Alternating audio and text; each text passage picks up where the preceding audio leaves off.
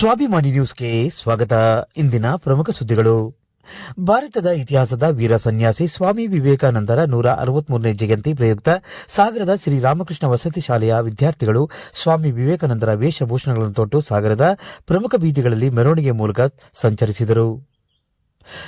1500ಕ್ಕಿಂತಲೂ ಹೆಚ್ಚು ಮಕ್ಕಳು ಪಾಲ್ಗೊಂಡಿದ್ದ ಈ ಕಾರ್ಯಕ್ರಮ ಸಾರ್ವಜನಿಕರಲ್ಲಿ ಅತ್ಯಾಕರ್ಷಕವಾಗಿ ಕಂಡುಬಂದಿದ್ದು ಮೆಚ್ಚುಗೆ ವ್ಯಕ್ತವಾಗಿದೆ.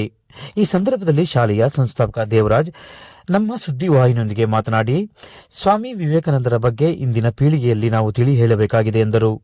ಈ ಸಂದರ್ಭದಲ್ಲಿ ರಾಮಕೃಷ್ಣ ವಸತಿ ಶಾಲೆಯ ಮುಖ್ಯ ಶಿಕ್ಷಕಿ ಸವಿತಾ ದೇವರಾಜ್, ಸುಭಾಷ್ ನಗರದ ರಾಮಕೃಷ್ಣ ಶಾಲೆಯ ಮುಖ್ಯ ಶಿಕ್ಷಕ ಲೋಕೇಶ್ ಮುಂತಾದವರಿದ್ದರು.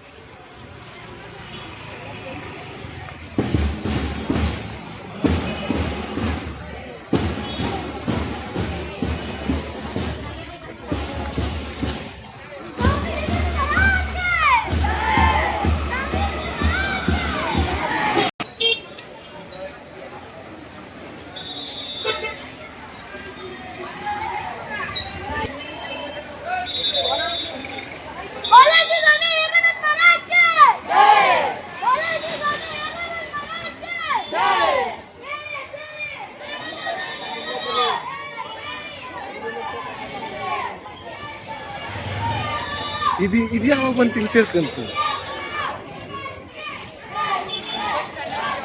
ಅಲ್ಲ ಒಂದು ನಿಮಿಷ.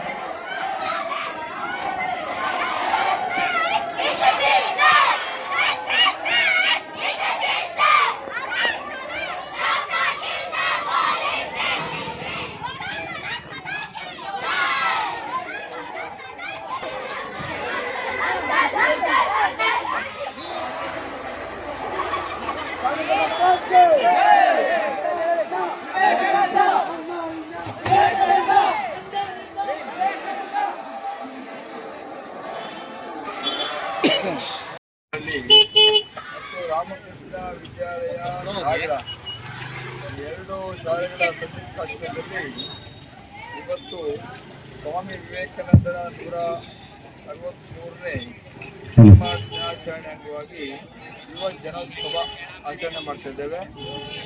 ಈ ಕಾರ್ಯಕ್ರಮ ಇವತ್ತು ಕರ್ನಾಟಕದ ಇತಿಹಾಸದಲ್ಲಿ ಅಚ್ಚಲ್ಲಿ ಉಳಿತಕ್ಕಂಥ ಒಂದು ಕಾರ್ಯಕ್ರಮ.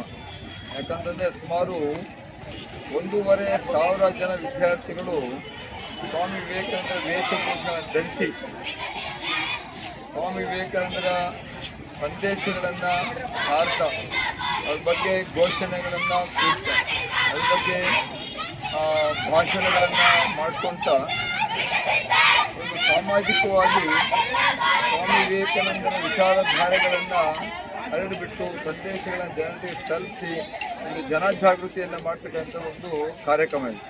ಸೊ ಎಲ್ಲ ಮಕ್ಕಳಲ್ಲಿ ವೇಷಭೂಷಣ ಯಾಕೆ ಹಾಕಿದ್ವಿ ಅಂತಂದರೆ ವಿದ್ಯಾರ್ಥಿಗಳಲ್ಲಿ ಇವತ್ತು ಯುವ ಜನಾಂಗ ಏನಾಗ್ತದೆ ಅಂತ ನಮಗೆಲ್ಲ ಗೊತ್ತಿದೆ. ಹಾಗಾಗಿ ಈ ಬೆಳೀತಕ್ಕಂಥ ಈ ಮಕ್ಕಳುಗಳ ಮನಸ್ಸಿನಲ್ಲಿ ಸ್ವಾಮಿ ವಿವೇಕಾನಂದರ ಸಾಕ್ಷಾತ್ ವಿಚಾರಧಾರೆಗಳು ಅವ್ರ ಮನಸ್ಸಿನಲ್ಲಿ ಮೂಡಿ ಅವರಲ್ಲಿ ಆ ವಿಚಾರಧಾರೆಗಳು ರಕ್ಷಿತವಾಗಿ ಅವರು ಸಮಾಜಕ್ಕೆ